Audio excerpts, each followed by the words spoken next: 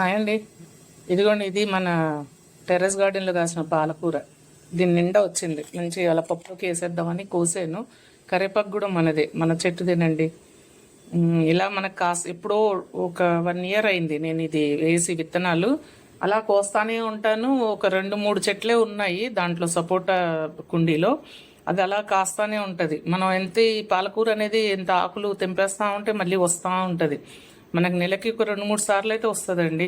ఒక 2-3 వేసుకున్నా కూడా అవి అలా పెరుగుతూనే ఉంటాయి. ఒక 2 ఏళ్ల వరకు వీటి గురించి పట్టించుకోవాల్సిన అవసరం ఉండదు. చక్కగా మందు లేని ఆకులు, మనం ఏం మందులు కొట్టాము, అంత స్వచ్ఛంగా వాటర్లో పెరుగుతూ ఉంటాయి కాబట్టి ఏమన్నా వేస్తే ఎప్పుడన్నా మనము వేపాకు కానీ ఇలాంటివి వేస్తాం పురుగుకి, వేప పౌడర్ అయ్యి, అంతే తప్ప ఇంకేం వేయమన్నమాట వీటికి.